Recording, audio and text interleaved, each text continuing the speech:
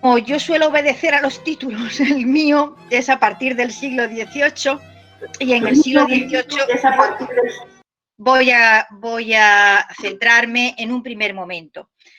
¿Por qué el siglo XVIII es tan importante? Bueno, pues lo es por muchas razones, pero en nuestro asunto es su importancia, o por lo que yo lo destaqué, es que realmente en la segunda mitad del siglo XVIII se dan cita en Francia 3 maquinarias de fabricación de leyendas negras. Es decir, el antiamericanismo con la teoría de la degeneración, que no solo esto sucede en Francia, pero en Francia encuentra, digamos, su núcleo principal de funcionamiento. Como he dicho, en el caso de América, con la teoría de la degeneración, con el nacimiento de la rusofobia, de una manera claramente expresada a través de los textos. Evidentemente tenemos que irnos a los textos para encontrar fuentes. A otro sitio no nos podemos ir. Bueno, nos podemos ir a las imágenes, pero que también son un mundo, ¿no?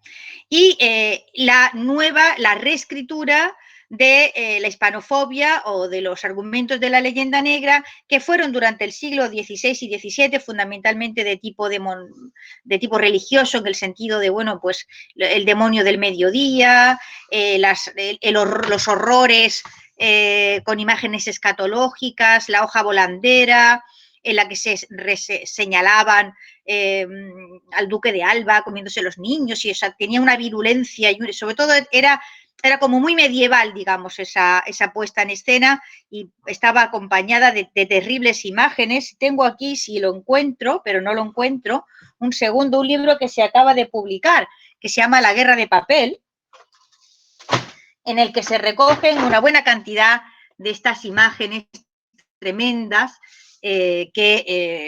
con las que se construyó la imagen del demonio del mediodía, no solo para Felipe II, sino en general para los españoles. En el 18 se produce una variación, o sea, porque el componente religioso ya va declinando, porque la importancia de la religión va declinando en Europa, y se va adaptando o adoptando una versión nueva que es la que termina, o la que fundamentalmente se aclimata en España a partir del cambio de dinastía, y es la versión francesa, de la Ilustración francesa, ¿no? Que incorpora una serie de tópicos nuevos, cuales son, por ejemplo, la incultura, el atraso, la decadencia. Bueno, el mito de la decadencia está vivo hasta ahora mismo. África empieza en los Pirineos, etcétera, etcétera, ¿no? Hay un viraje en cuanto a la tipología del argumentario, ¿no?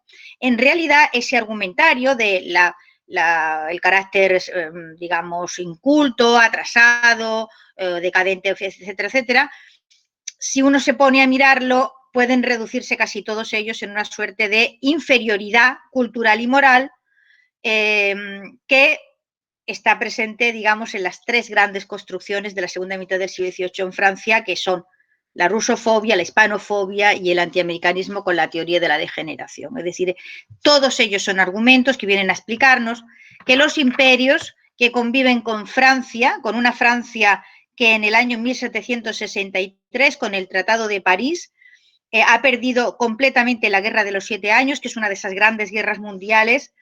Bueno, a España le afectó en la medida en que digamos, la Luisiana pasa a dominio español con esta guerra, en la que llevaron la voz cantante fundamentalmente franceses e ingleses, y los ingleses, desde luego, resultaron los absolutos vencedores y terminaron expulsando de América y de muchos más sitios a los franceses, ¿no?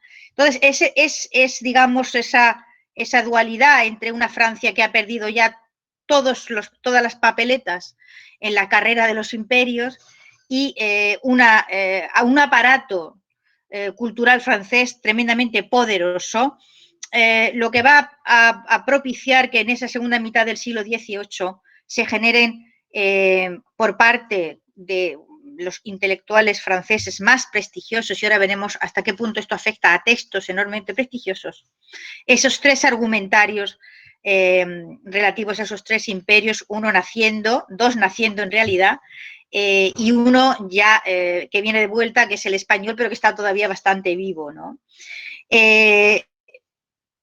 ¿Por qué me refiero también al siglo XVIII? Bueno, el siglo XVIII es un siglo fijador de imágenes y fijador de conceptos, es decir, es el siglo de enciclopedias, y esas enciclopedias son francesas muchas, y son muy importantes esas enciclopedias. Y es también un siglo de la taxonomía, es decir, la organización de las especies animales del Linneo, por ejemplo. O sea, el siglo XVIII es un siglo que llega estableciendo plano topográfico, o sea, establece coordenadas, ejes y organiza. Y a partir de ahí el cerebro humano funciona, desde luego, muchísimo mejor si le colocan las cosas de una manera ordenada, sea ese orden adecuado o no, correcto o no, responda o no a la realidad, pero el hecho es que se funciona muchísimo mejor así. Entonces, a partir de ahí se fijan una serie de cánones que nunca realmente han perdido su prestigio en Europa, ¿no?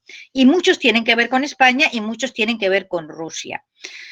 ¿Y por qué, digamos, Francia tiene esta capacidad para fijar cánones culturales que afectan a otros países? Pues la tiene por varias razones. Para empezar, porque esto lo explica maravillosamente bien Jean-Michel Dijon en un libro que se llama La politique culturelle, que se publicó en 2005. A lo largo del periodo en que Luis XIV fue rey de Francia, y fue rey de Francia nada más y nada menos que 73 años. Sí, es que no entendí la parte de menor igual que concentra su poder. Y toda la pesca. Estoy oyendo a alguien. Ya. Francia concentra su poder en la fabricación de una maquinaria cultural tremendamente bien organizada, pues esto también lo explica el Diccionario de las Artes Félix de Azúa, lo que podemos llamar de una manera resumida y como graciosa, el salón subvencionado. Es decir, la incorporación de la intelectualidad del país al servicio, ¿vale?, de la política de Estado en cuanto a la creación de opinión pública dentro de Francia y fuera de Francia. Por lo tanto, a lo largo de todo ese reinado se ha ido organizando una política cultural determinada, y eso es una herramienta que tiene un enorme poder en la creación o destrucción de reputaciones de una manera bastante organizada, ¿no? Y para ver cómo esa maquinaria funciona y se manifiesta, tanto en el caso de Rusia como en el caso de España, vamos a poner algunos ejemplos. Insisto que esto no es, no digo ya ni agotar, por supuesto, ya de eso ni hablamos. Hablamos de ni siquiera podemos tocar todos los puntos principales, porque apenas voy a mencionar, por ejemplo, todo lo que fue la literatura de viajes, en la creación de una determinada imagen de España y en la creación de una determinada imagen de Rusia. Porque la literatura de viajes, con este hilo conductor, da para una conferencia o una docena. O sea que voy a concentrarme en algunos hechos que son muy importantes en cuanto a la fijación de determinados cánones que son, digamos, denigratorios, es decir, cánones que suponen la ubicación de otros pueblos, de otras naciones, en un contexto que las convierte en decadentes, periféricas, insuficientes, culturalmente deficientes, etcétera, etcétera, etcétera. Empecemos, por ejemplo, con un ejemplo, o sea, el gordo, la Encyclopédie Méthodique. La Enciclopedia Metódica, ¿cómo les diría yo? Tuvo en Francia muchos suscriptores, pero tuvo en España casi tantos suscriptores como en Francia. Si ustedes se van a la entrada que dice España, en la Encyclopédie Méthodique, que es donde viene aquella frase horrorosa que tanto escándalo causó de Morvilliers, de Mason de Morvilliers, en la que se decía que España resta stupide y ya, ¿qué se le debe a España? No se le debe a España, es un país que no ha dado nada, que no ha ofrecido nada a la civilización occidental, etcétera. Bueno, pues si ustedes se entretienen en leerse la entrada sobre España y la entrada sobre Francia y la entrada sobre Rusia, descubrirán sorprendentemente que la entrada sobre España ocupa 40 columnas de la enciclopedia, mientras que la entrada sobre Francia solo ocupa 9 o 10. Y también la entrada sobre Rusia ocupa mucho más. Y uno no acaba de entender a qué se debe que una enciclopedia que se hace en Francia se ocupe, ¿vale?, de otras naciones muchísimo más que de sí misma. Bueno, pues porque a través de esas columnas de la enciclopedia lo que se fabrica es una determinada imagen de España y lo que se fabrica es una determinada imagen de Rusia también. Y en ese proceso de fabricación de imágenes negativas, insisto, lo que se erosiona es el prestigio y lo que se erosiona es la legitimidad de esas naciones o esos imperios para ocupar una posición, digamos, destacada en el mundo. En el caso de Rusia es bastante... en fin, ya veremos cómo el proceso se asemeja muchísimo, ¿no? Muchísimo.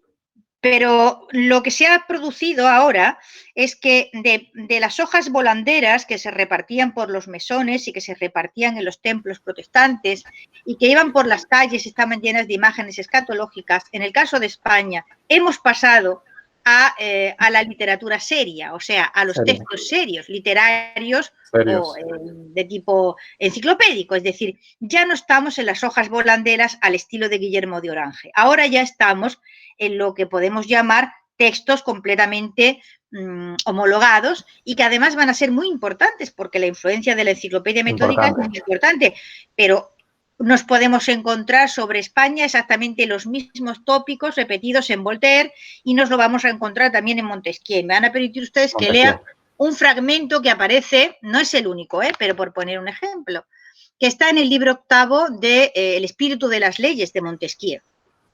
Dice Montesquieu, ¿qué beneficio no hubieran podido hacer los españoles a los mexicanos?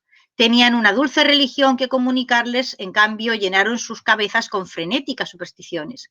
Podían haberles liberado de la esclavitud, mas hicieron esclavos de hombres libres.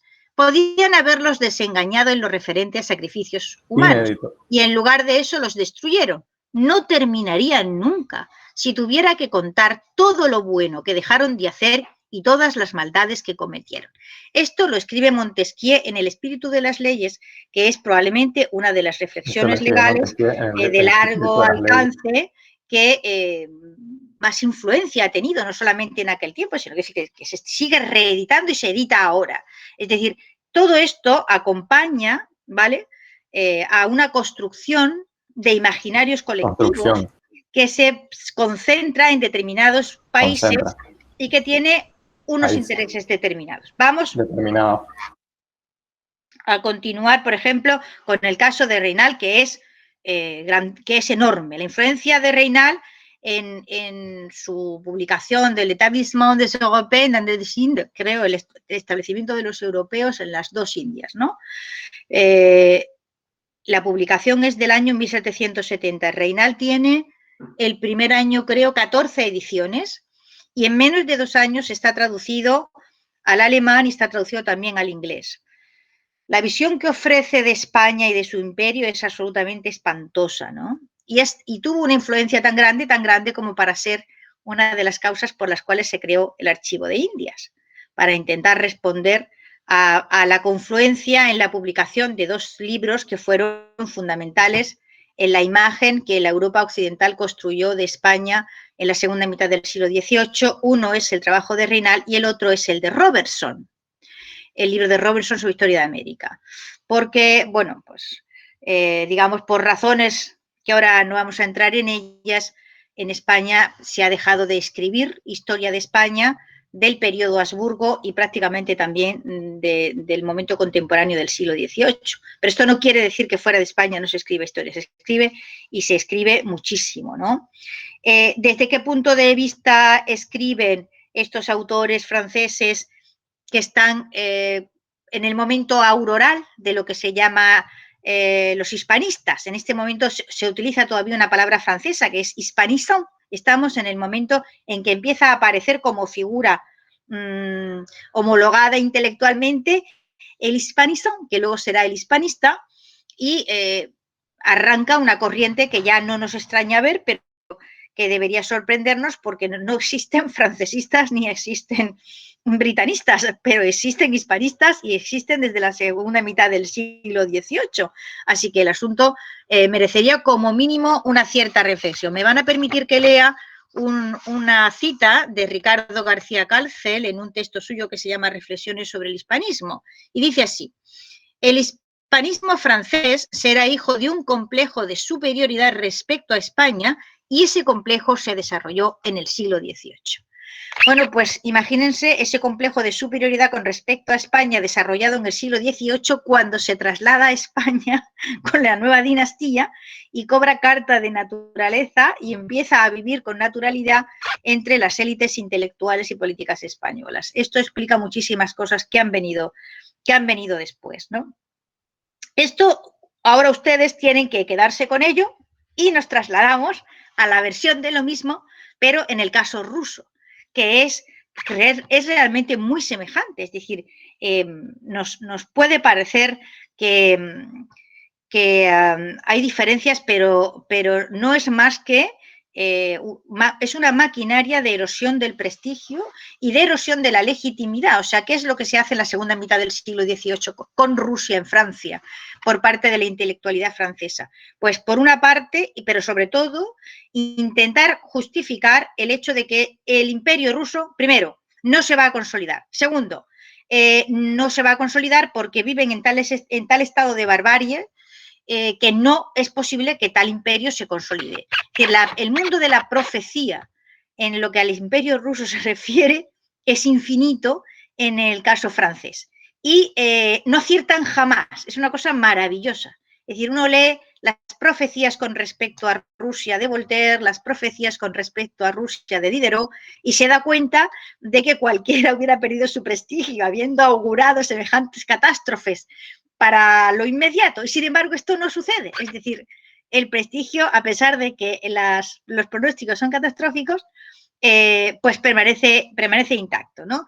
Pero hay algunos autores, no muchos, pero hay algunos autores que han tenido la pupila, permítanme que lea un fragmento, de comprender que hay una semejanza entre lo sucedido con Rusia y lo sucedido con España en Francia en cuanto a fabricación de imágenes negativas o de argumentarios para justificar la inferioridad moral y, por lo tanto, la expulsión del canon occidental, tanto de rusos como de españoles. Y voy a citar un fragmento de un autor, José Núñez Seixas, que dice así: se trataba del tópico de la Rusia misteriosa y extraña, un pueblo pseudoasiático y un fanatismo doblado de una capacidad de sufrimiento inimaginables para el observador occidental. En parte, era una suerte de espejo invertido de los tópicos que esa misma esfera pública europea también abrigaba acerca de la península ibérica, y constituía asimismo una variante de la visión neorromántica, doblada de prejuicio y fascinación por lo exótico, que se convirtió en ingrediente fundamental de la visión de Europa del Este a partir de varios clichés forjados por los ilustrados franceses del siglo XVIII. Es decir, estamos ante una fabricación de cánones, ante una fabricación de europeos que entran dentro de lo que podemos llamar la Europa Comilfo, y otros europeos que se van a desparramar por las periferias y que automáticamente van a sufrir, digamos, que se les cuelgue el San Benito de que no son europeos en el sentido puramente europeo civilizatorio, es decir, les faltan las cualidades fundamentales de civilización que el europeo en su versión francesa cree que él tiene, ¿vale?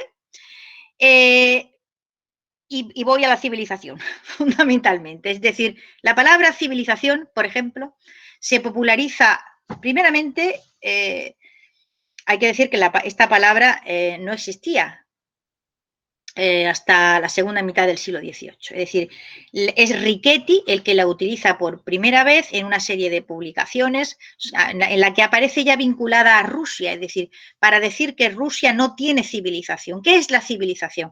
Aquellas cualidades que tienen que ver, digamos, con una vida que merece la pena ser vivida en cuanto a educación, a cultura, etcétera, etcétera. Pero Rusia no tiene eso. La palabra aparece en 1771, creo, en el diccionario de Trébus, y viene de popularizarse relacionada con un texto de Diderot, que Diderot escribió después de su tiempo pasado en Rusia, que se llama precisamente Sur la civilización de la Russie.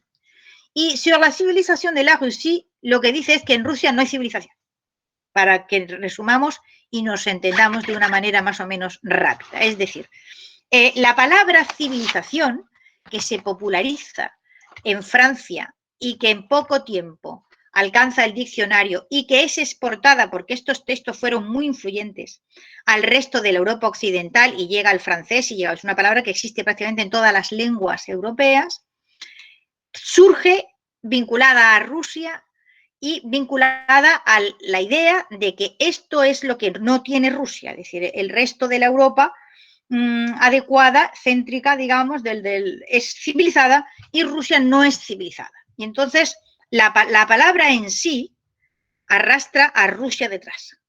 Y si uno ve la evolución del término en sus recurrencias de los primeros 20 años, se da cuenta que aparece casi siempre en los textos vinculada a alguna prédica en la cual se explica que Rusia es un país que está sin civilizar y por supuesto que aparte de que está sin civilizar es flor de un día. Sobre todo el Imperio ruso es flor de un día, que esta es otra de las grandes profecías que a mí me ha gustado siempre mucho, ¿no? Y que empieza con Leibniz, por ejemplo, ¿no? Si da tiempo lo explico y si no, no. Pero voy a detenerme en las características que va adquiriendo la rusofobia con el paso del tiempo, ¿no? Hemos dicho que los grandes ilustrados, como Diderot, pero también Voltaire, bueno, y en esta polémica participan todos, Diderot, Voltaire, Rousseau, el asunto de Rusia, el tema ruso. El tema ruso es una de las características fundamentales de la ilustración francesa en el siglo XVIII. Y lo exporta, pero no adquiere en ningún lugar la enorme importancia, la trascendencia que tiene dentro de Francia, porque proyecta un montón de frustraciones que Francia tiene y que no se explican de otra manera, ¿no?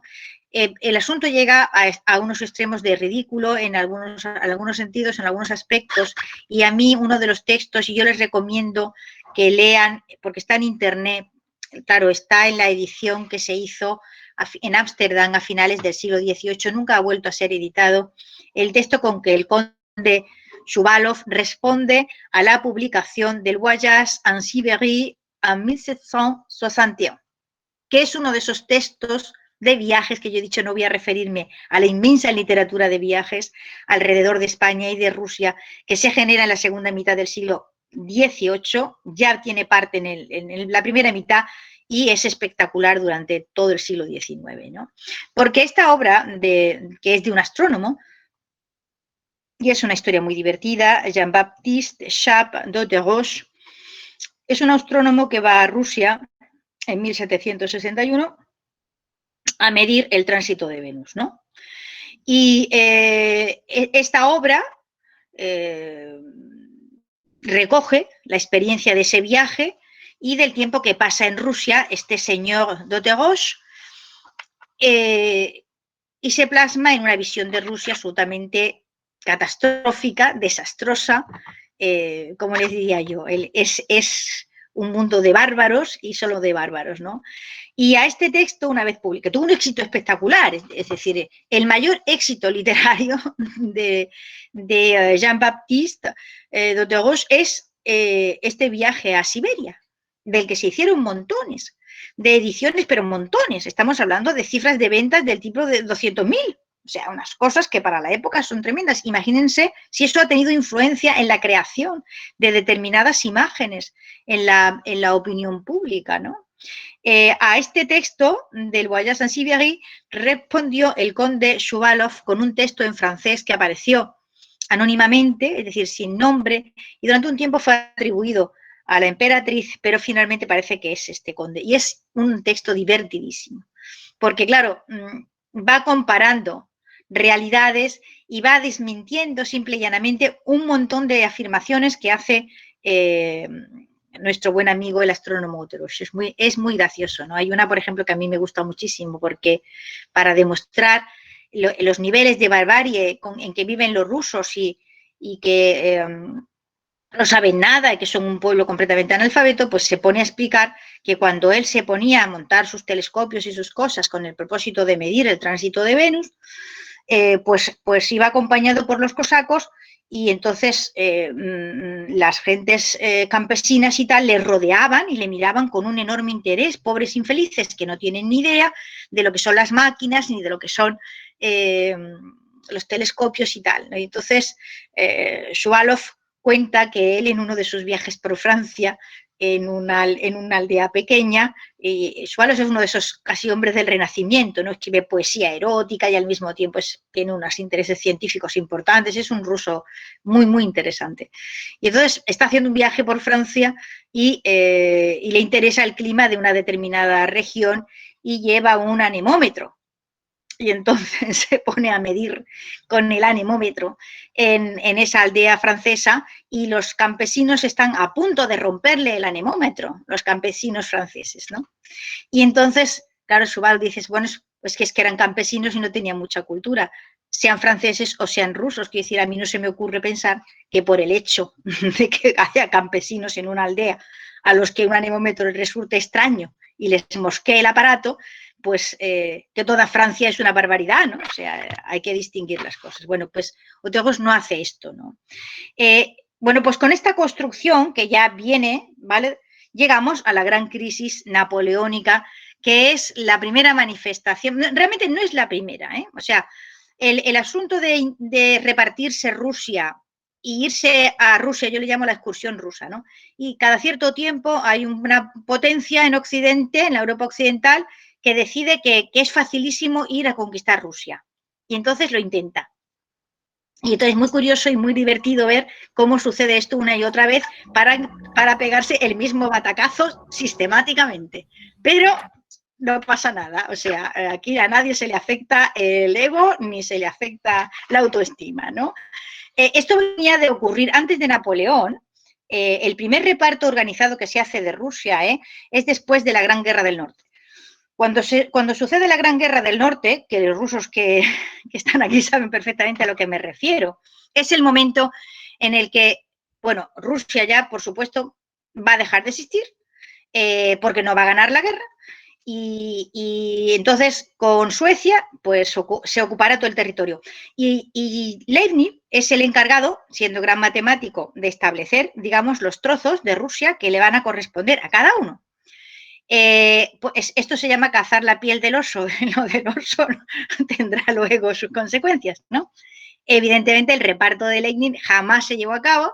La Gran Guerra del Norte la ganaron los rusos y el resultado de aquella guerra pues es que apareció Pedro I y Suecia quedó para siempre descabalgada de la primera posición de las potencias europeas y realmente destrozada, ¿no? Y emerge Rusia como gran pero esa gran Rusia que emerge está completamente tamizada por las imágenes previas que se habían fabricado, de tal forma que cuando Napoleón se hace con el poder en Francia, su visión de Rusia está tan, ¿cómo diría?, tan deformada a fuerza de leer Diderot y Voltaire y compañía, que cree que uno va a Rusia y conquista a Rusia así tan ricamente, ¿no?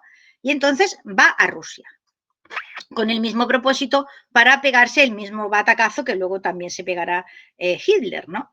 Pero vinculado a ese proyecto tiene lugar uno de los grandes episodios de falsificación. A mí me han gustado siempre mucho las grandes falsificaciones, sobre todo las que están bien organizadas y bien montadas, ¿no?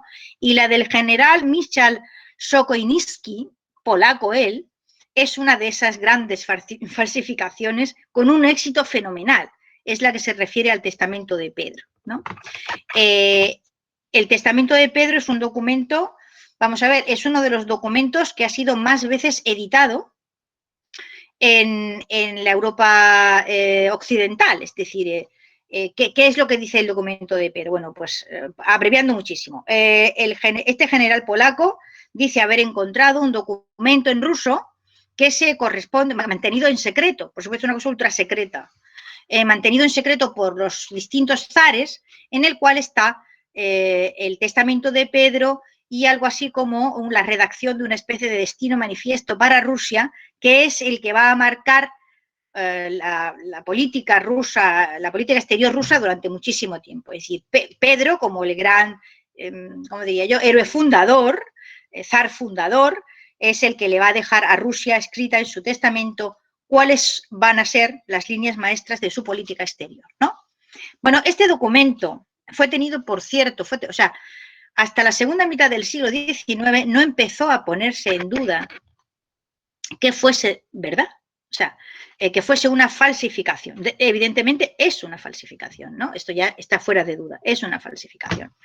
Pero tuvo una importancia enorme, no solo en el contexto de las guerras napoleónicas, sino luego más tarde en la guerra de Crimea. Es decir, ha ido y vuelto una y otra vez como, bueno, dentro de lo que es el mundo de las falsificaciones, tuvo una importancia extraordinaria en los Países Bajos, un documento también falsificado, según el cual, que se hizo muy popular, según el cual Felipe II había autorizado a la Inquisición a intervenir en los Países Bajos para perseguir, o sea, para perseguir a toda la población como herética, así en general, y confiscar propiedades. Y ese documento fue una de las, digamos, de las causas de una de las rebeliones más virulentas. O sea, que no debemos desdeñar el papel de estas falsificaciones cuando se hacen populares. De hecho, este testamento de Pedro, en tiempos de Napoleón III, es decir, durante la guerra de Crimea, fue editado tantas veces, o sea, se ordenó que hubiese una copia en cada establecimiento, en cada oficina pública de Francia,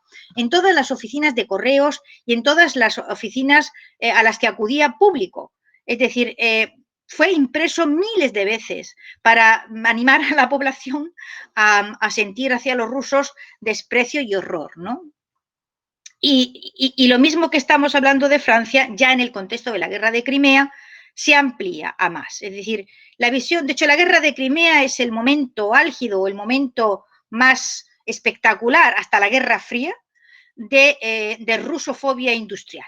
Es tremendo. La guerra de Crimea es una cosa tremenda. De hecho, toda la propaganda antirrusa que se genera en torno a la guerra de Crimea ha dado lugar, por ejemplo, el libro de Gleason, La génesis de la rusofobia, parte de la idea de que esta rusofobia la genera la guerra de Crimea. Mi punto de vista es que no. Esto viene del siglo XVIII. Pero la visión clásica de aquellos que han estudiado la rusofobia es que hay que concentrarse, o que tiene su primera andadura en torno a la guerra de Crimea en los años previos y durante el conflicto, ¿no? Y yo creo que no, yo creo que esto ya viene de mucho antes, como lo demuestra el hecho de la existencia del testamento de Pedro, como lo demuestra la existencia de las polémicas o les mirages russes, por ejemplo, ¿no?, que estudia Lord Tolari.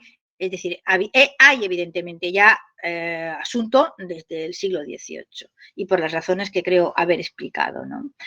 En Inglaterra, vamos a mudarnos ahora un poquito, la fabricación de rusofobia se convierte en una actividad industrial. No estoy exagerando, digo una actividad industrial. Entre los principales actores está David Woodward, que fue dueño de muchos periódicos como Free Press, en fin, un montón de ellos, en los que la parte que se dedica a Rusia, digamos, ocupa casi todo el periódico. Y buscó, bueno, fue el gran fabricante de imágenes, alguna de ellas es, o sea, la más popular y la que ha quedado en el imaginario colectivo, es creación suya o de sus caricaturistas, la del gran oso, esa imagen del gran oso ruso, alargando su zarpa para apoderarse de la Europa occidental, que la podemos encontrar con 1000 variantes y que, por ejemplo, aparece una y otra vez. Si ustedes han leído las novelas de John le Carré, se darán cuenta de que le Carré se refiere a Rusia muchas veces con el nombre del oso, el gran oso, ¿no? De hecho, en la última de las novelas de le Carré todavía aparece la idea de que el gran oso está vivo y el gran oso no ha muerto aún y el gran oso todavía puede dar un gran susto, ¿no?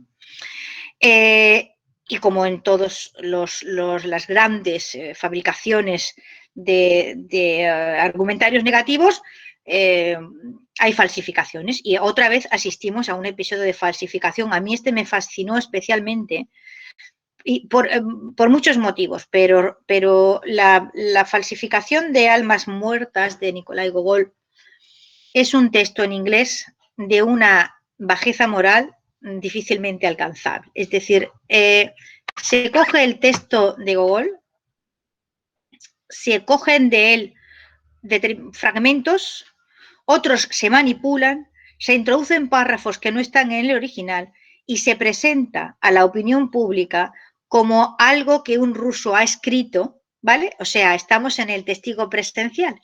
El recurso al testigo presencial es muy importante en todas estas fabricaciones de imaginarios negativos vinculados a determinadas naciones. El testigo presencial es muy importante, como lo fue, por ejemplo, Fray Bartolomé de las Casas, ¿vale? Es muy importante porque da legitimidad, ¿vale? No olviden que al principio hemos hablado de la importancia de la legitimidad. Bueno, pues el testigo presencial es muy importante porque automáticamente da legitimidad a aquello que está contando, al argumentario que está presentando al público. Claro, no es lo mismo que un inglés diga esto de un ruso, que va a decir si están en guerra, a que un ruso lo diga de un ruso, ¿vale? Bueno, pues es esa legitimidad que da el testigo presencial. Cuando no hay testigo presencial a que recurrir, se fabrica ese testigo presencial en Santas Pascuas. A ver, no se puede decir que esto no lo hubiera escrito un ruso, lo había escrito un ruso, pero era una novela, no era el relato en primera persona de un ruso que está describiendo su propia vida familiar. Por lo tanto, hay claramente una acumulación de tergiversaciones tan malignas y tan extraordinariamente inmorales que llaman la atención. Sin embargo, fíjense que las naciones de las cuales han procedido esto, pues como Francia, Inglaterra, etcétera, no han visto nunca dañada su reputación por el hecho de haber fabricado de manera consciente y deliberada esas imágenes negativas o esos panoramas argumentarios de horrores sobre otras naciones de Europa. Es decir, al revés, se han puesto encima de esos argumentarios y en ellos se han atrincherado para justificar su superioridad moral, su superioridad cultural y, desde luego, su superioridad para intervenir políticamente allí donde han considerado que deben intervenir o allí donde han podido ir para contender en busca de poder político. Que en el fondo de esto se trata, de lo que estamos hablando todo el tiempo, en realidad es de esto, ¿no? Para David Udvar, no voy a alargarme mucho más, trabajó, por ejemplo, Carlos Marx durante el 56 y el 57. Porque Carlos Marx, como otros alemanes, era un rusófobo de manual. Bueno, era un eslavófobo de manual. Es decir, por ejemplo, a Carlos Marx se debe la expresión el NUK ruso para referirse a Rusia. Es decir, es él el que crea el vínculo asociativo entre los términos Rusia y NUK. No es conocido esto en España, porque nosotros, la rusofobia en España ha tenido siempre muy poca presencia, ¿no? Realmente hasta la guerra civil no hay propaganda antirrusa o una idea medio clara de que los rusos existen, porque las relaciones con Rusia habían sido muy escasas. La que hay es tamizada o pasa a través de los ilustrados franceses, pero no tiene ninguna intensidad. Y en realidad tampoco durante el tiempo que esta propaganda antirrusa está viva, la guerra civil y luego durante el franquismo, no es antirrusa propiamente dicha, sino que es antisoviética en realidad, ¿no? Y por lo tanto, aquí faltan algunos de los componentes fundamentales, o sea que para entender bien el proceso de la rusofobia hay que irse a otros países como Francia o como Inglaterra. En ambos, el término nut, que se refiere a un látigo, es un látigo que se utiliza en Rusia para castigos, termina relacionándose, o sea, por sustitución con Rusia. Y esto es una de las creaciones de los periódicos de David Udvar y de uno de ellos para el que trabajó Carlos Marx durante 2 años seguidos. Esto provocó unas peleas y unos enfrentamientos entre Bakunin y Carlos Marx realmente muy, muy agrios. Pero bueno, Marx no se bajó nunca de ese burro de la inferioridad de los pueblos eslavos con respecto a los pueblos germánicos, ¿no? Y tan no se bajó nunca que, bueno, encontraremos que la idea de que los pueblos eslavos, la situación natural, conveniente y perfectamente justificable.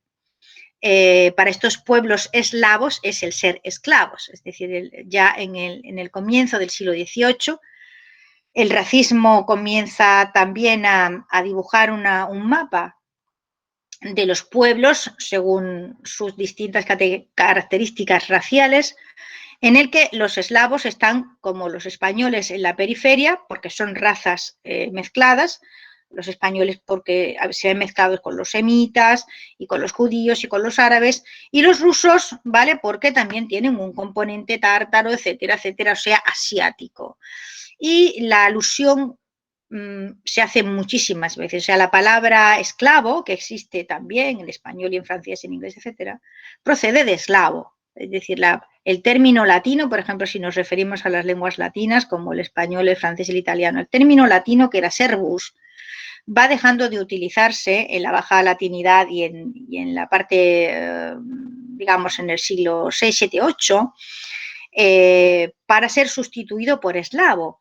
Y esto se debe a que las racias de los pueblos germánicos y sarracenos en territorio principalmente de lo que ahora es Yugoslavia, para comprar, o sea, para raptar realmente población y venderla en el resto de la Europa occidental como esclavo, hace que se vaya sustituyendo el término servus por el término eslavo y luego se transforma esta palabra en esclavo.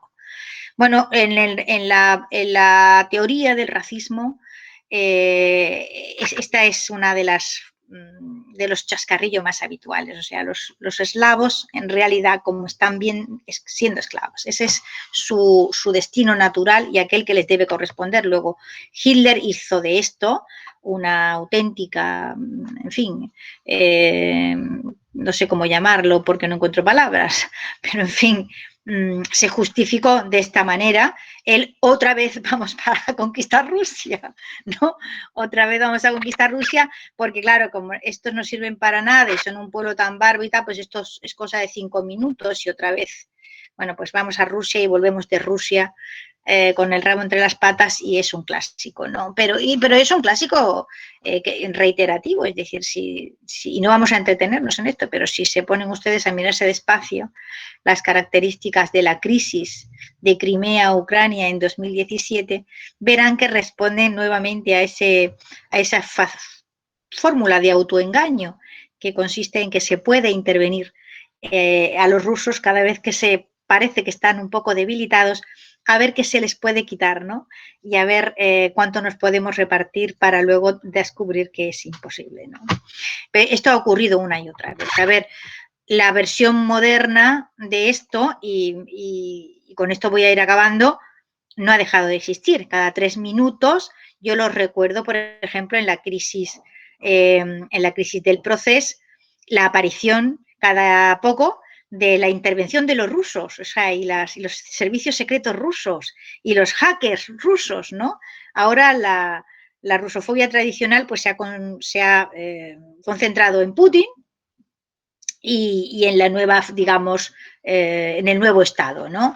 Y asombrosamente, y esto lo estudian varios rusos, Anatol Lievin, por ejemplo, ¿no?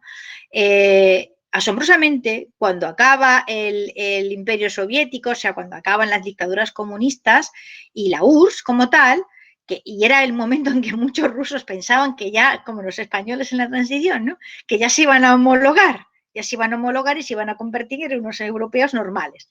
Y resulta que no. Resulta que se quedan asombrados en los 90 cuando comprueban que la rusofobia tradicional no solo no ha disminuido, sino que además ha aumentado, cosa que les resulta completamente desconcertante. Y hay un montón de trabajos y de libros publicados por rusos, unos viviendo en Rusia y otros rusos en Francia y en otros lugares, intentando comprender cómo demonios sucede el hecho de que una vez que ya han desmontado la dictadura, que el poder soviético ha terminado y que, en fin, han comenzado una etapa nueva en la que ya no son el otro eje de la Guerra Fría, ni son el elemento de polarización del mundo, resulta que hay más rusofobia que antes. ¿Esto cómo se explica? Bueno, esto se explica porque, y este es un fenómeno que normalmente oculta la realidad. Si uno intenta estudiar la rusofobia desde el punto de vista político, es decir, de la derecha a la izquierda, etcétera, se desorienta por completo. Es decir, estos fenómenos de fabricación de imágenes arquetípicas, de buenos y malos, normalmente son duales, son tremendamente maniqueos. Para estudiarlos hay que salirse de ese carril, porque esto existe desde mucho antes de que exista derecha e izquierda. Esto existe desde que el mundo existe en realidad. Y tiene que ver con la fabricación de argumentarios con los que unos se legitiman y otros buscan deslegitimar el poder que les estorba, el poder con el que contienden o el poder que limita el suyo. Y no tiene nada que ver con las ideas políticas, en realidad. Es algo que es mucho más biológico y algo que afecta mucho más a la supervivencia que las construcciones habitualmente simplonas de derecha e izquierda, ¿no? En fin, yo no me voy a extender más porque ya llevo una hora casi contándoles a ustedes este asunto y no sé si hay alguien que quiera hacerme alguna pregunta. Yo lo encuentro absolutamente fascinante en realidad, ¿no? Y creo que aquí en Málaga tenemos muchísimos rusos, pero muchísimos rusos. O sea, al punto de que los carteles de los autobuses en la Costa del Sol están en español, en inglés y en ruso. Y hay una cadena de televisión rusa y hay un maravilloso museo ruso que les animo a venir a visitar porque nos deja todos los años asombrados con las cosas preciosas y las exposiciones que en él se hacen, ¿no? Y quizás en algún momento voy a animar a su director, mi amigo María Luna, a intentar hacer una exposición sobre el fenómeno este de las leyendas negras rusas y españolas, que se me acaba de ocurrir, que a lo mejor daría para bastante, que sería de muchísimo interés. Y por mi parte no tengo más que añadir, no sé si procede que hagamos algunas preguntas o no sé cómo va esto. Sí, pues sí, si tiene tiempo y pues si alguien quiere, lo primero de todo, que realmente ha sido muy interesante la ponencia Bueno, Enrique, perdona, Enrique, tenemos unas imágenes, ¿no?, que yo te mandé, si quieres les podemos comentar ahora, si tú las quieres proyectar las voy comentando. Vamos a ver si es para que se hagan ustedes una idea de cómo ha ido el mundo de la fabricación de arquetipos, ¿no?, a través de la imagen, ¿no? Vale, creo que ahora se debería estar viendo la primera imagen. ¿Se ve? No sé si se ve bien. ¿La ven ustedes bien? Sí, se ve bien, se ve bien. Vale, esta es del Museo Británico, ¿vale? Y bueno, es una de las versiones del gran oso ruso y corresponde al contexto de la guerra de Crimea. Está en el Museo Británico, creo que es del 56, ¿no? Y no tiene, su origen no está claramente identificado. Pero en este momento ya se ha popularizado completamente la imagen del oso ruso. Estamos poco después de la mediación del siglo, ¿no? ¿Paso a la siguiente imagen?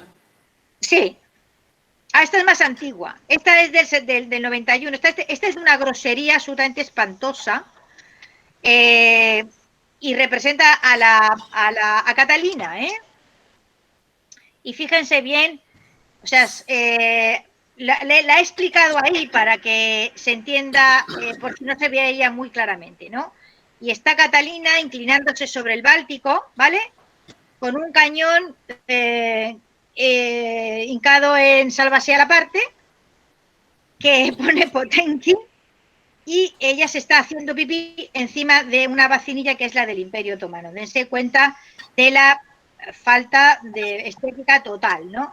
En general, si uno observa la propaganda que rodea a Rusia, se da cuenta de que es mucho más ofensiva, más grosera y tiene muchísimo, o sea, quiero decir que en Francia en este momento no se habría, aunque hubiera guerra, y de hecho lo puede uno comprobar en los repertorios de imágenes que afortunadamente ahora están bastante disponibles, ni siquiera durante la guerra de los 7 años fue un rey de Inglaterra representado en estas condiciones. Estamos hablando de un momento de guerra entre Francia e Inglaterra, ¿eh?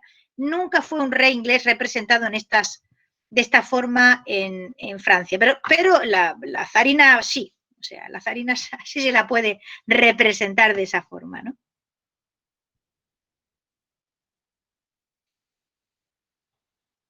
Este es otro de más o menos la misma época y recoge la idea, o sea, es el demonio el que le ofrece Varsovia o Constantinopla y ella está como en la duda, ¿no? El recurso a las imágenes demoníacas que tienen una tradición larguísima, en el caso de la panfletística vinculada a España, también tiene, en el caso de Rusia, una presencia muy notable y bastante grande, ¿no? Seguimos. Y creo que ya no queda más que una o dos, no sé. Ah, bueno, este es el zar. Sí, este es el zar Nicolás, que aparece aquí representado en el caso, esto es en torno a la Revolución de 1830 y a la intervención francesa en Polonia. Y bueno, como verán ustedes, es una pinta como de salvaje, yo no sé exactamente. La espada curva que remite y tal, bueno, pero es el rostro espantoso, etcétera, etcétera. Y es que realmente, o sea, si ven ustedes al zar Nicolás, pues es un señor que va siempre extraordinariamente bien vestido y con las casacas estas que se llevaban en la época y tal, como todo el mundo, ¿no? Pero así es como se le representa en los periódicos franceses y es esta representación una de las construcciones del imaginario colectivo, ¿no? Que se quedan fijadas, como dije al principio, en el siglo XVIII, perdón, y que como el siglo XVIII es un siglo taxonómico, pues ha permanecido para adelante, ¿no?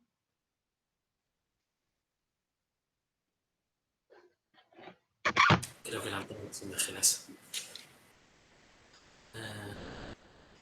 Bueno, aquí no sé si podéis leer el chat, pero bueno, pues están comentando los parámetros, muchas gracias, muy interesante, sobre una puntualización. Creo que no hay que infravalorar la propia construcción negativa sobre Rusia y la Europa del Este en general por parte de la Ilustración española, que haríamos en una imagen rosa española sobre Rusia que no se adapta del todo a la realidad. Mira, una puntualización, no sé si es... Y Montserrat Vargas dice, gracias por esta conferencia, muy interesante. En relación a las falsificaciones, podríamos decir que las actuales fake news han existido desde siempre y condicionado la historia. Ciertamente en el sur de España hay una relación con Rusia, Aula Universitaria Hispano-Rusa, Instituto Pushkin, y nos envía el vínculo. Bien, ¿alguien quiere hacer alguna pregunta? Puede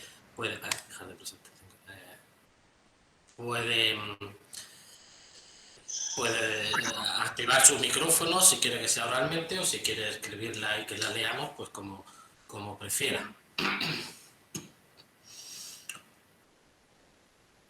Yo tendría una pregunta que es quizá una doble pregunta.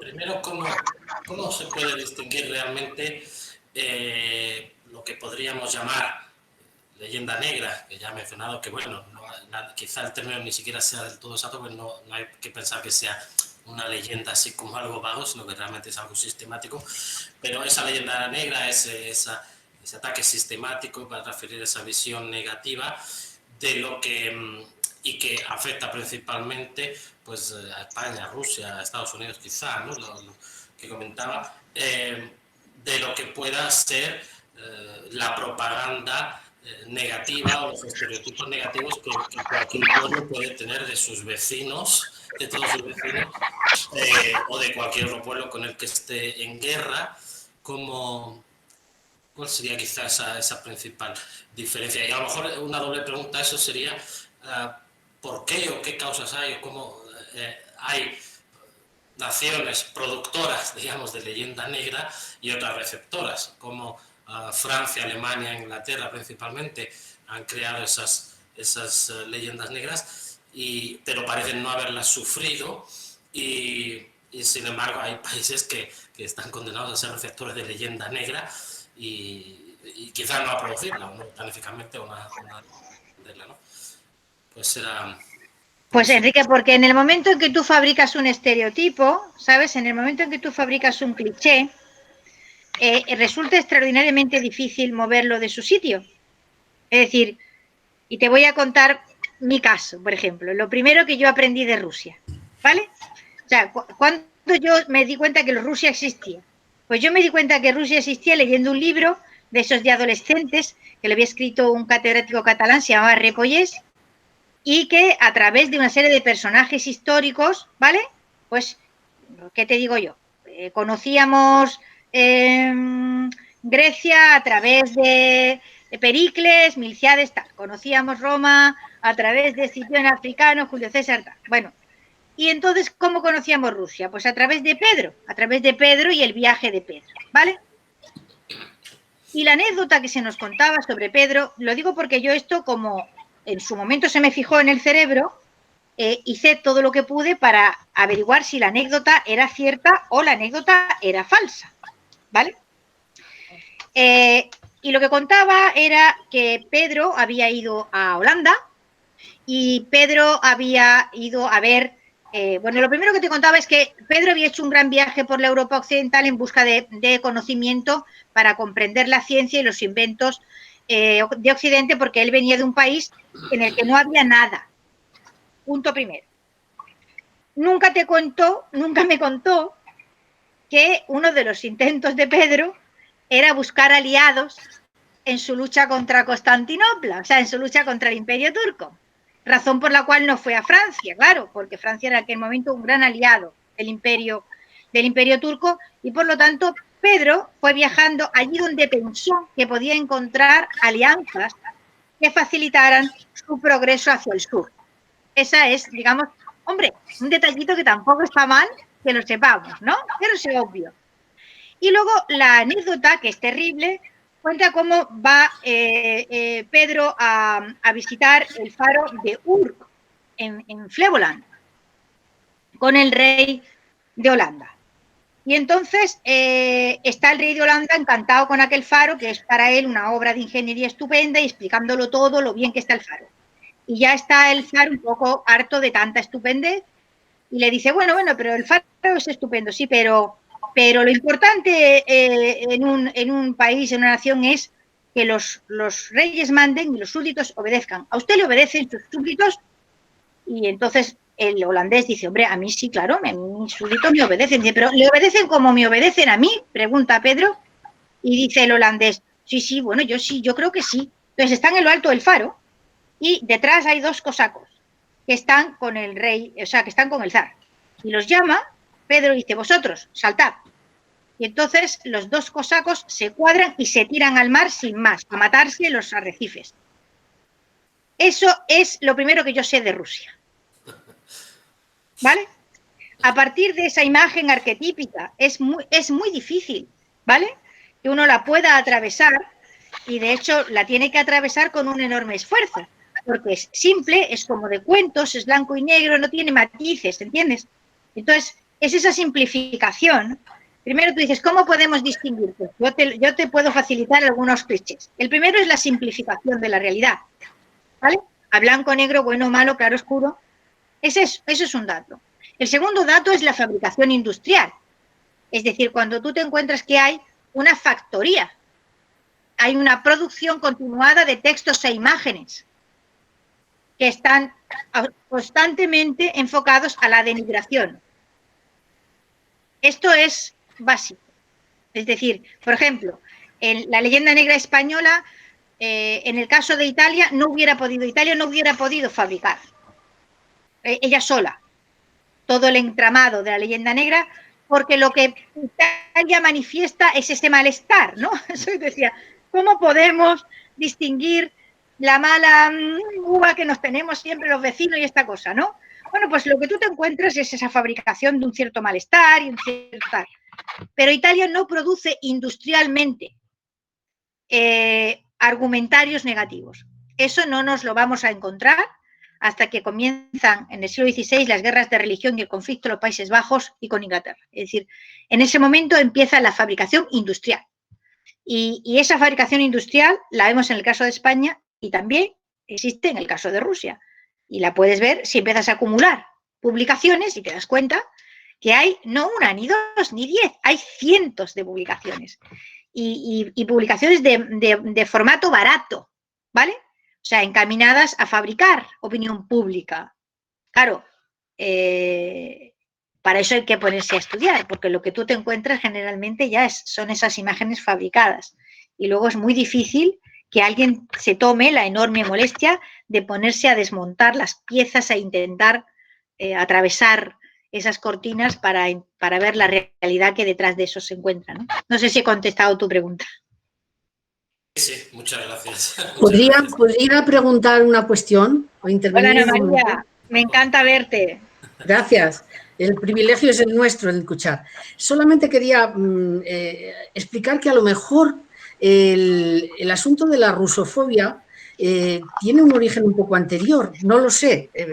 A raíz de lo que está contando la profesora, yo estoy recordando también que en esa gran embajada que hace Pedro el Grande en 1697 por distintos países, que al final sí que finalmente toca a Francia también, pues en esa gran embajada uno de los periodistas ingleses llamado John Evelyn le dejó su casa a él y a su corte para que estuvieran cómodamente viviendo durante el tiempo que estaban en la ciudad.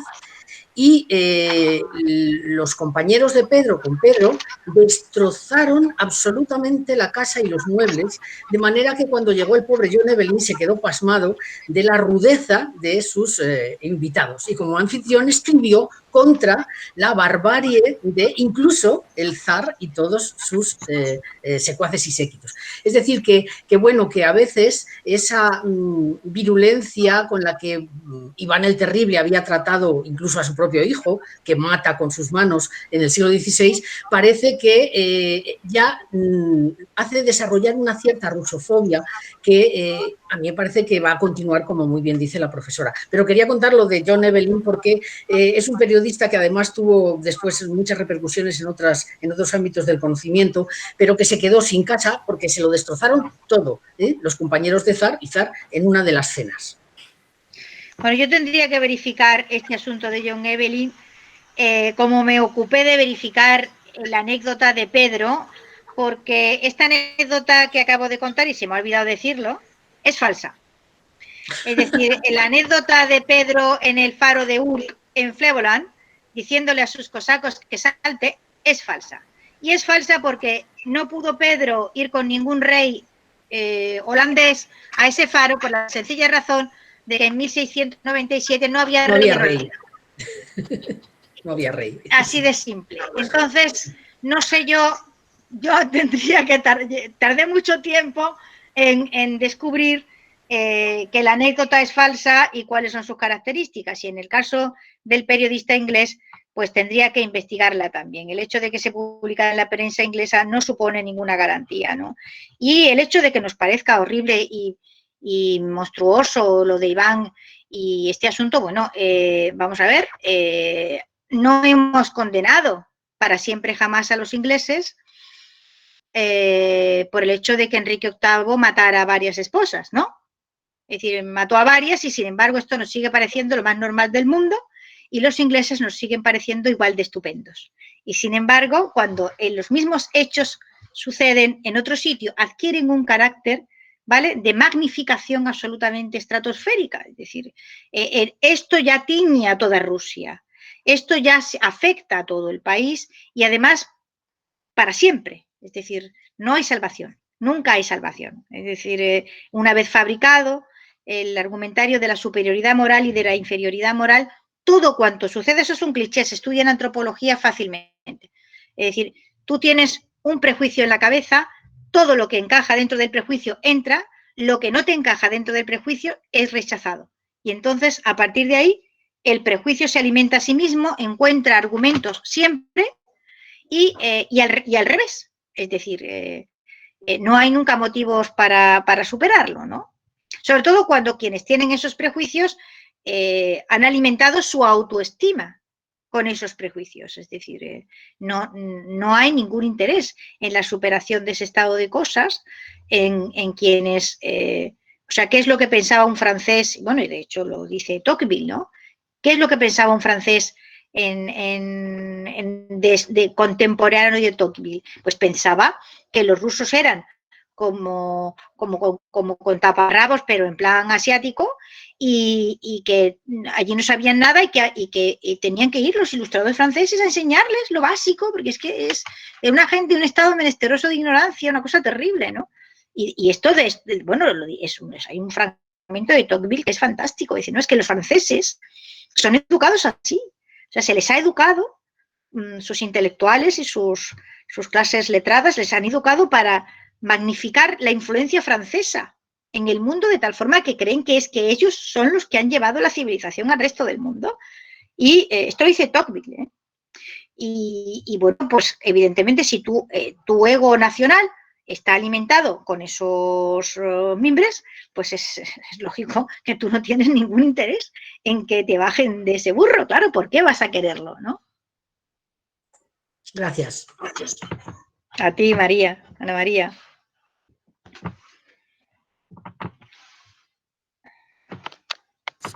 Pues alguna...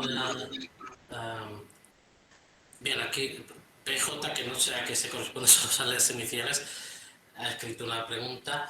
Voy a leerla. Buenos días, muy interesante la conferencia. ¿Podría decirnos cómo se escribe el periódico en el que Marx trabajó?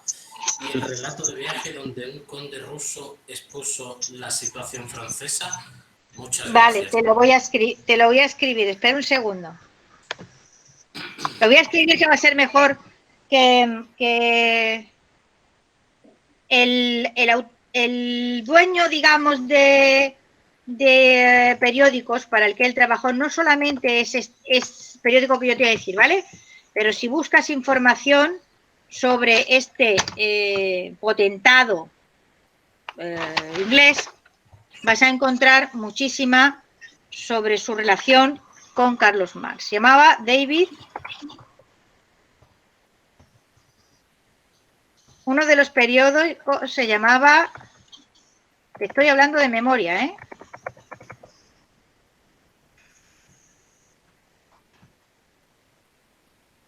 Y el texto que debes buscar, ¿vale? Que es de 1770 y algo, es del el conde,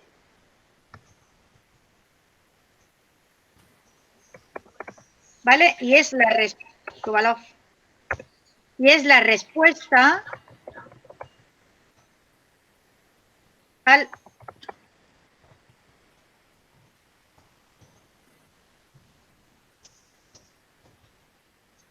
y el autor de esto es un astrónomo que se llamaba, espero no estar metiendo mucho la pata en la escritura, ahí, no, ahora.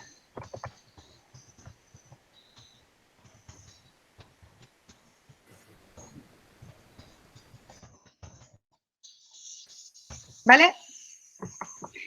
El texto está, si me das un segundo, quizás te lo puedo decir exactamente.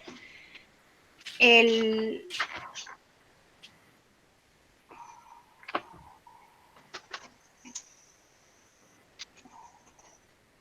es estupendo, ¿eh? Se lee muy bien, aunque la edición del texto, insisto, el conde Suvalov nunca aparece como autor, ¿eh? Es una atribución posterior. Esto apareció anónimamente en Ámsterdam. Pero es divertido a morir, ¿eh? El texto del conde, ¿eh? Sobre todo porque se lo toma con un sentido del humor extraordinario y le toma el pelo al astrónomo constantemente. Yo me divertí una barbaridad. A ver si encuentro el nombre exacto.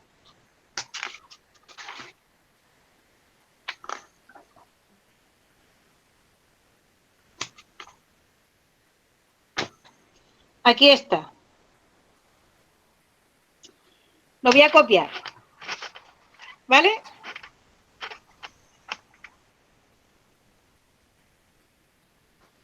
El nombre del libro atribuido a Suvarov.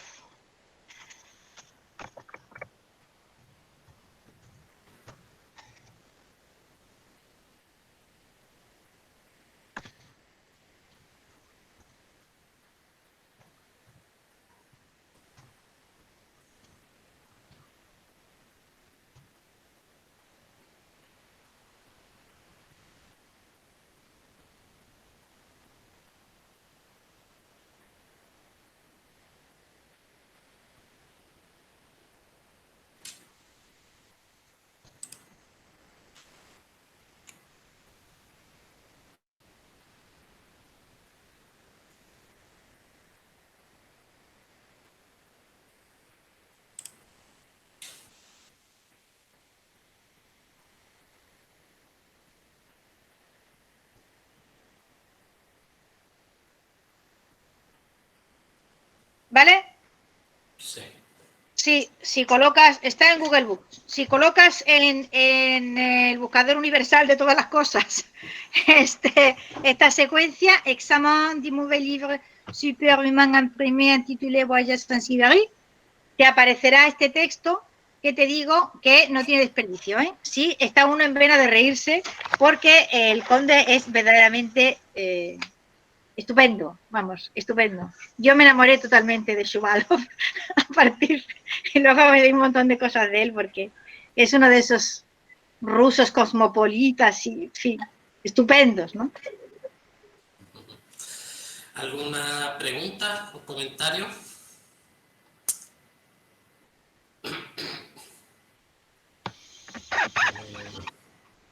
No veo manos levantadas ni cosas de esas. Yo no veo nada, porque no veo... Así de fundamentada de este estudio tan profundo. Yo soy de Starkova, Universidad Pedagógica de Moscú.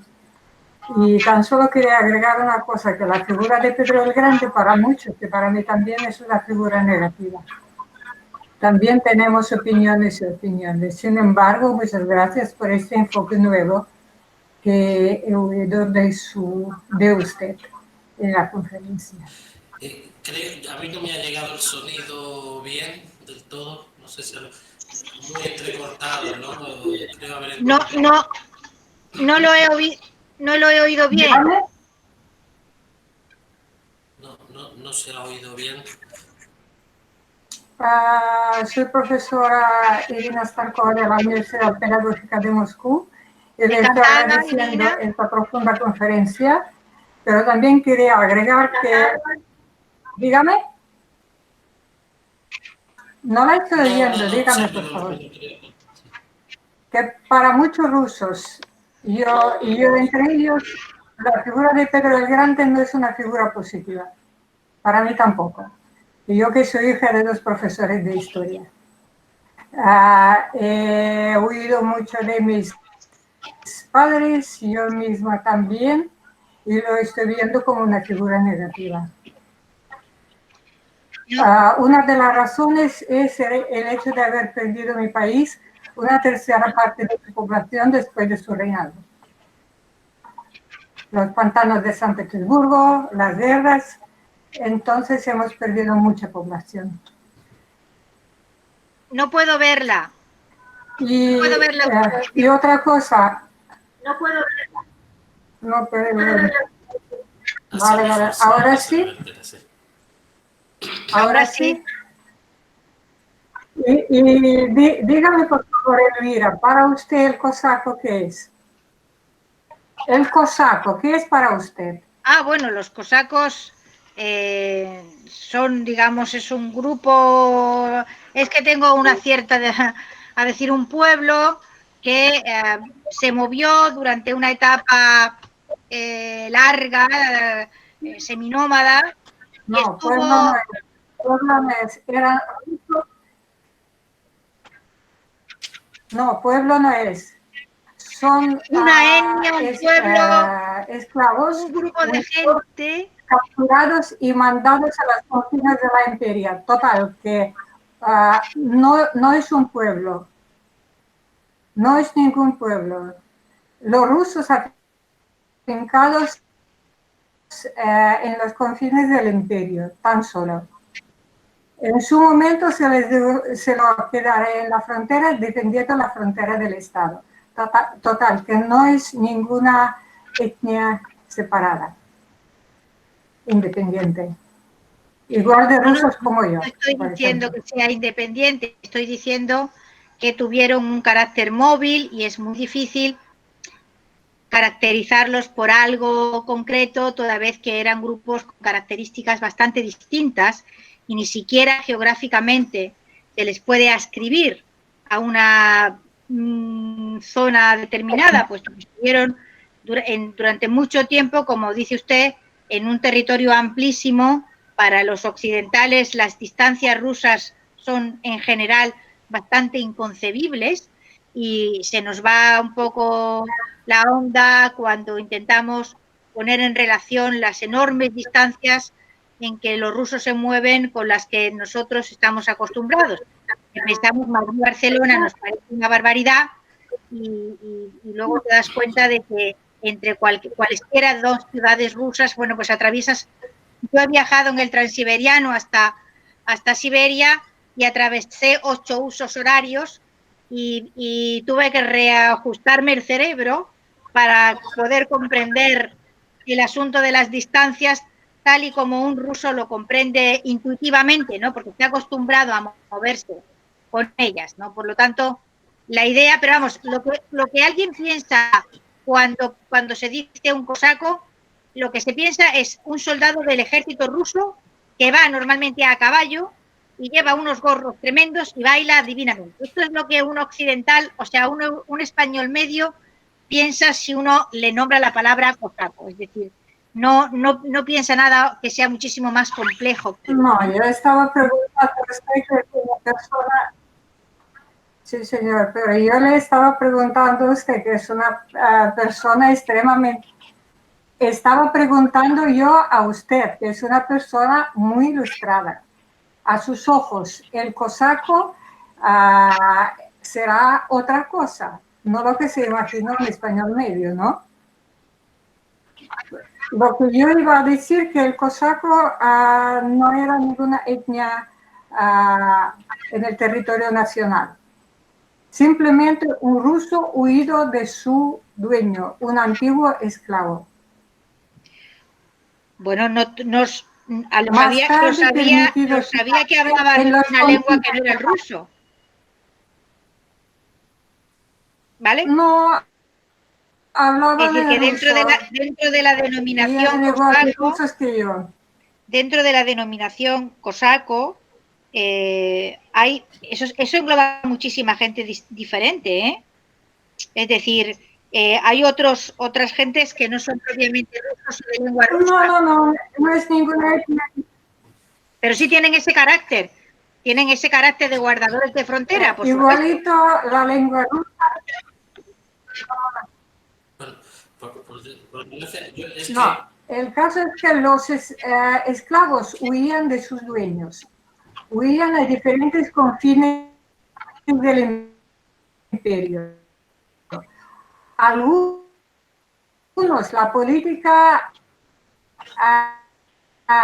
de algunos de nuestros zares era devolverlos al dueño. Más tarde se les permitió quedarse en los confines del imperio y defender la frontera nacional. Hablan igual el ruso que yo, hablaban igual el ruso que yo, porque todavía hay cosas. Como un territorio en el que esto ha sucedido durante la época de las guerras con el Islam, también en Castilla, tradiciones que permitía a la gente despegarse de sus señores naturales e irse a la frontera. Yo, por desgracia, es que a mí, por lo menos personalmente, no sé si es todo el mundo, el sonido de la profesora Starkova ¿De qué guerra usted está hablando? Perdón. Prácticamente. ¿De qué guerra usted está hablando? Yo estoy hablando de la época de quedarse en la frontera, tener su casa, pero siempre estar listo para ser llamados al ejército. Sí. Profesora Starkova, es que como se oye demasiado entrecortado, creo que mejor sería que escribiera el comentario o la pregunta el cosaco es un ruso. 1, 2. Con diarios. Yo no entiendo. Profesora Starkova. No le estoy oyendo, señor Enrique. ¿Qué está diciendo usted? Sí, comentaba que es que se oye demasiado entrecortado personalmente. No sé si más o menos. Bien, pero es que yo desde luego no puedo casi entender todo lo que dice. Creo que sería mejor, si es posible, que lo escriba en el chat, el comentario, la pregunta, y así la profesora Roca Barea podrá leerlo y ya comentará. Yo realmente es que no estaba entendiendo las ideas generales, pero pero estaba demasiado entrecortado el comentario. Si es posible, lo vería mejor así. Pero la pregunta que yo he hecho era ¿qué es el cosaco Sí. para ustedes? Tan solo. Bueno, la pregunta era esa, no sé si ya la profesora... Sí, señor. Gracias. Responder ya. ¿Quiere añadir algo más? Y Ekaterina Jurčić pregunta... si se puede comentar, sí, por favor. No, nada, Sí. gracias. Buenos días a todos, ¿se me oye bien? Sí, muchas Sí. gracias por la conferencia, que es muy interesante. Es muy interesante, de verdad, se me corta el sonido, ¿no? Vale, entonces Sí. yo voy a hacer un comentario, una pregunta, si se puede. Pues un comentario es, lo que estaba diciendo es pues probable, es interesante y es razonable, pero también hay que comentar algo sobre la existencia de la reacción en contra de la leyenda negra, por ejemplo, en España y Rusia. Entonces, la propaganda es una propaganda. Propaganda siempre apoya la intención política, pero también hay obra de contrapropaganda. Entonces, mi postura es que los argumentos negativos siempre se desarrollan en la mentalidad más mejor que los argumentos positivos, argumentos en contra. Por eso tenemos la propaganda positiva en contra de la leyenda negra, en contra de la rusofobia. Pero no se ve que nos escucha alguien. Entonces, y la pregunta es, a mí me interesan sus comentarios sobre los planes de Napoleón y la imagen que tuvo Napoleón sobre su operación rusa. Entonces, estaba contando sobre la propaganda francesa en los tiempos de la preparación de esta operación contra Rusia en 1812, o estaba comentando sobre los planes estratégicos militares del emperador de los franceses. Es decir, hay diferencia entre la propaganda, la imagen pública de Rusia en Francia, que apoyaba la operación, o los planes del emperador, los planes específicamente militares. Esa es la pregunta. Gracias. Si no he entendido mal, muchas gracias por la pregunta, Ekaterina. El éxito de las leyendas negras se debe a la predisposición humana a entender, a creerse siempre lo malo y no lo bueno, ¿no? Evidentemente. Y es cierto que hay una cierta reacción, la hubo a la enciclopedia y en parte en Rusia también, pero que esa reacción haya tenido éxito en cuanto a que haya sido capaz de crear una contraimagen o neutralizar todos esos argumentarios en sentido negativo, yo creo muy claramente que no, en el sentido de que, bueno, pues usted se encuentra con que cualquier, por ejemplo, que los hackers de Putin están interviniendo en el proceso es perfectamente encajado por muchísima gente, porque si usted dice que el cambio climático, la culpa la tiene Putin, pues también se creerá. Quiere decir que hay una predisposición a creerse cualquier barbaridad que se diga si viene de ese lado, porque la contrapropaganda que se ha hecho, y usted reconocerá que ni los rusos han sido muy hábiles fabricando propaganda, ni los españoles tampoco. No es que no haya habido intentos, claro que sí, y una contestación, claro que sí, pero que eso haya tenido éxito o haya sido capaz de neutralizar, pues yo diría que no ha sido así. Y en cuanto a la segunda pregunta, que creo que usted me hace, es si hubo una campaña de propaganda previa a la intervención de Napoleón en Rusia. Sí la hubo. Y de hecho, la falsificación del testamento de Pedro, ¿vale? Precisamente corresponde a ese momento. Es decir, la falsificación del testamento de Pedro se produce en torno a 1800 y se convierte en uno de los elementos de propaganda fundamental. Ahora bien, yo tengo para mí que el hecho de que Napoleón se engañara a sí mismo hasta el punto en que se engañó para emprender la campaña en Rusia, se debe a la lectura que hizo de los ilustrados franceses como Sur la civilización de la Russie, de Diderot y otros textos. Es decir, Napoleón tenía una idea de Rusia completamente equivocada y eso le hizo planear una campaña militar que solo un militar incompetente podía, y no, él no era un militar incompetente. Por lo tanto, ¿dónde está el asunto? El asunto está en que él tiene una visión de las cosas que está completamente trastornada, que no le va a enfrentar a la realidad.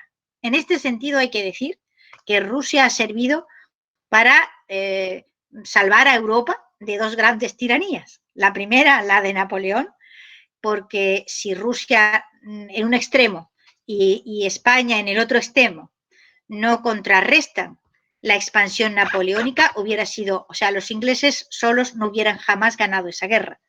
Esa guerra la pierde Francia, o sea, la pierde Napoleón, por el fuego cruzado que hacen en sus dos extremos, los rusos por una parte y los españoles por otra. En ese sentido, ese imperio que hubiera sido muy, muy tiránico, pues por la sencilla razón de que Napoleón necesitaba grandes cantidades de dinero que no pudo obtener más que por la destrucción, digamos, de obras de arte y la confiscación de propiedades. Esa es otra parte que está muy maquillada en la historia, es el destrozo que provocaron los ejércitos napoleónicos y los gobiernos pro-napoleónicos que fue colocando en distintos lugares, ¿no? Esa es una.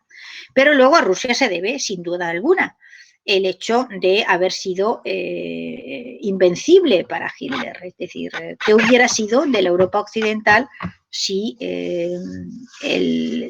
los rusos no se mantienen ahí invencibles? O sea, hubieran ganado los aliados sin los rusos desde el norte, pues yo no lo tengo tan claro. Es decir, en ese sentido ha habido una gran influencia. Pero yo pienso, en el caso que la pregunta que usted me hace concretamente, sí que hubo un calentamiento de opinión pública previo a la decisión y ese calentamiento de la opinión pública que dibuja, bueno, lo hace Rousseau, ¿no? A los rusos como una especie de semi-tártaros, como los hunos, ¿no? Las hordas viniendo del norte y tal. Realmente es que yo pienso, leyendo cosas de Napoleón que le escribió y tal, que él no pensaba que había ejército organizado en el otro lado. O sea, que era como una cosa, ¿sabes?, tribal y primitiva. Y tenía unas ideas sobre Rusia completamente erróneas.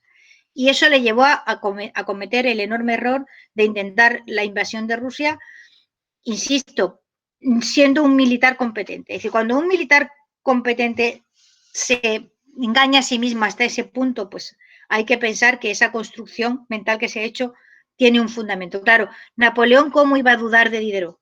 ¿Cómo iba a dudar de Voltaire?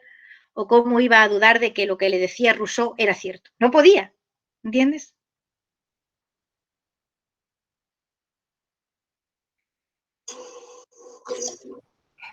Entonces, sí. Sí, entonces, sí, muchas gracias por la respuesta. Estoy muy de acuerdo con la primera parte, pero con la segunda me temo que tengo mis propios argumentos. Entonces, para mí, lo que está diciendo es lo de la leyenda negra, la imagen de Rusia en Francia previa a la campaña rusa de 1812, todo está bien, es verdad.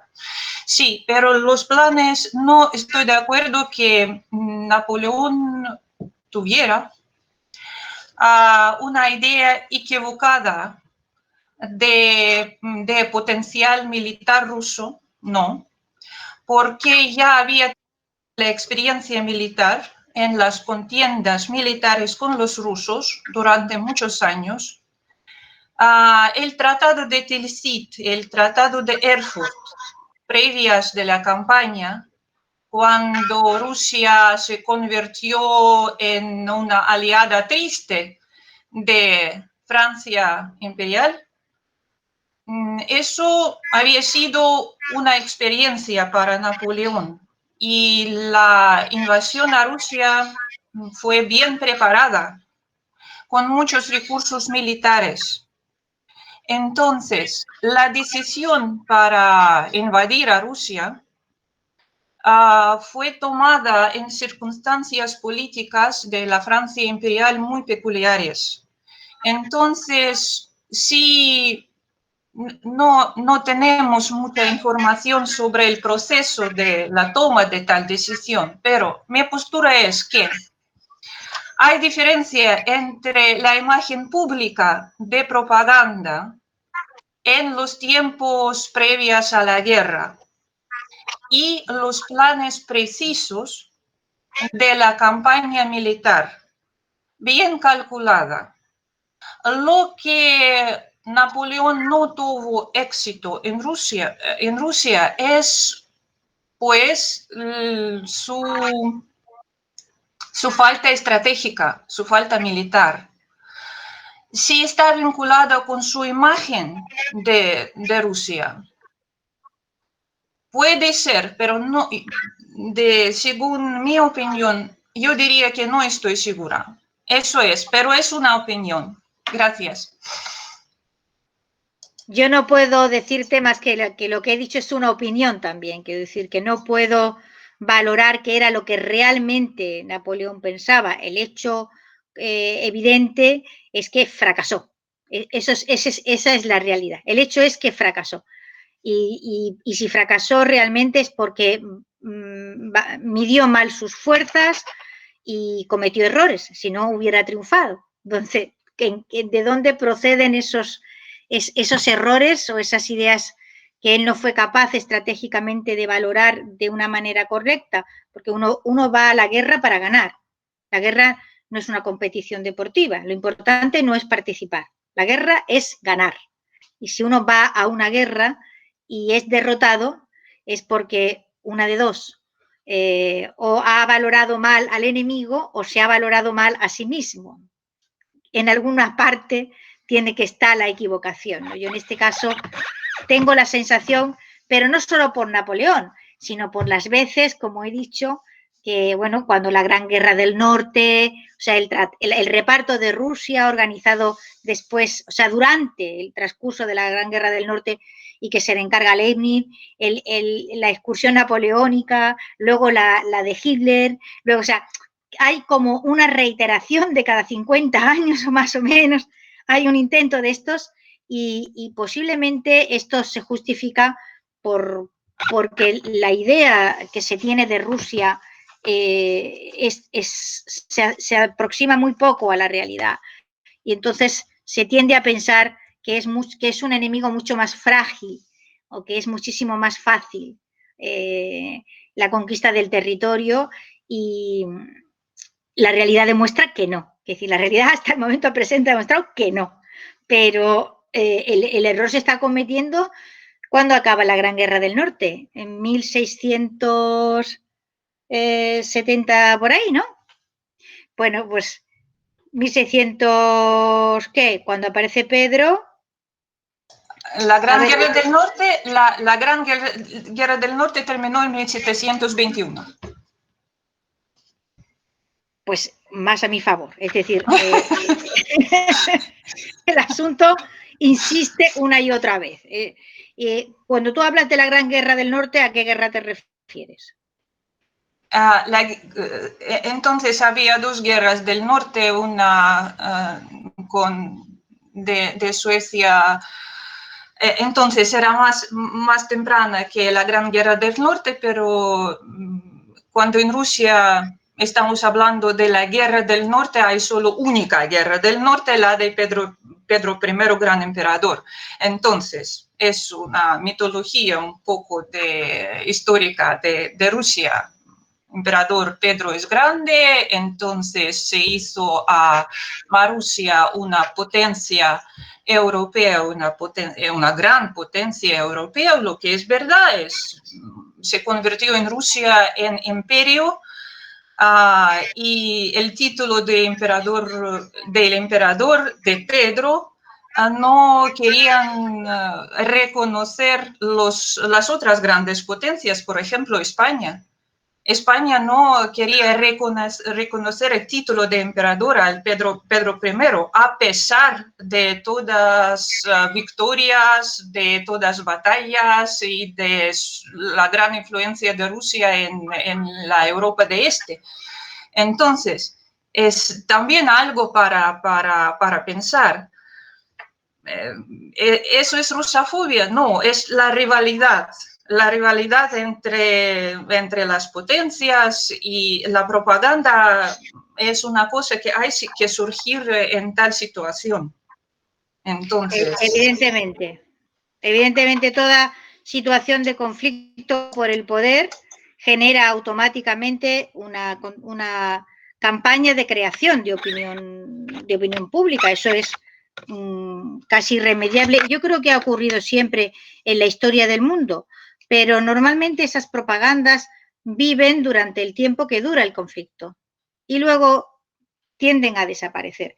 Y lo normal es que esto suceda cuando esto, por ejemplo, en el caso de los franceses en España, cuando la invasión de los franceses, pues fíjate que en español, por ejemplo, en español no hay un término despectivo para referirse a los ingleses, no existe. Pero sí hay términos despectivos para referirse a los franceses. Por ejemplo, la palabra gabacho, ¿vale? Un gabacho es un francés dicho de una manera despectiva. Esta palabra empieza a existir en este tiempo, ¿vale? Y en este tiempo hay coplillas y hay un mundo de coplas populares relacionadas con los franceses y con los invasores, etcétera, ¿no? Y cuando acaba el conflicto con Napoleón, sin embargo, no queda irremediablemente dañada la imagen de Francia en España.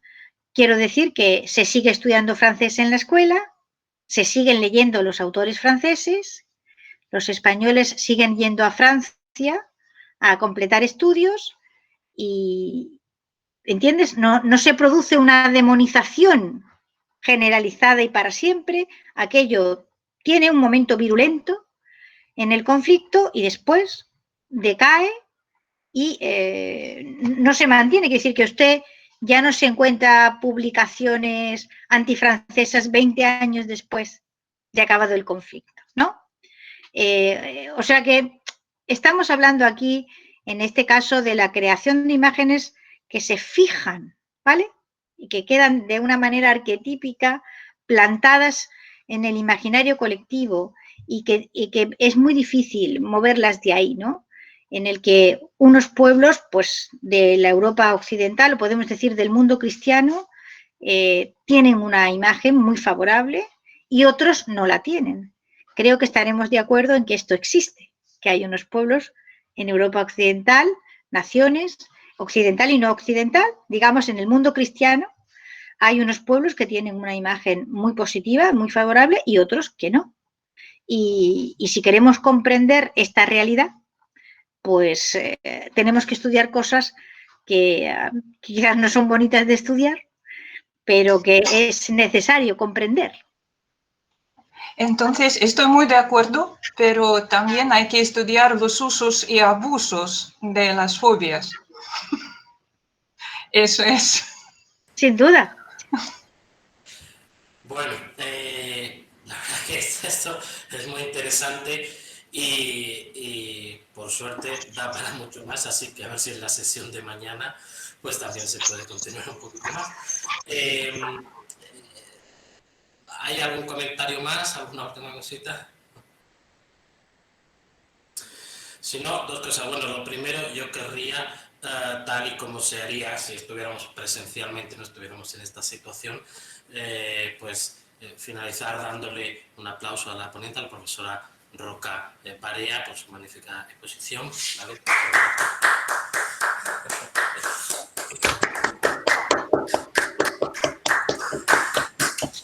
Y nada, anunciar el plan de mañana. Mañana, día 30, a las 10, tendremos la ponencia de la profesora Yekaterina Eduardovna Yurchik sobre visiones rusas de la historia de España entre los siglos XVIII y XIX en torno a la leyenda negra.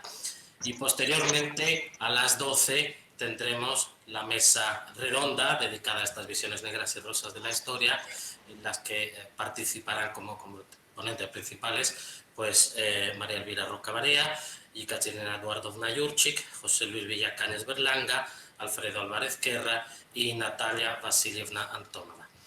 Y nada, pues por mi parte esto es todo por la sesión de hoy. Agradecer a todos, agradecer sobre todo a la profesora Roca Barea su participación y bueno, el éxito que ha tenido esta primera sesión, desde luego. Muchas gracias a todos. Muchas gracias a todos. Muchas gracias. Espero que hasta mañana. Bueno, Enrique sabe que tengo yo algunas dificultades mañana. Ya hablaremos. Muy bien. Gracias, adiós. Adiós, adiós. Muchas gracias.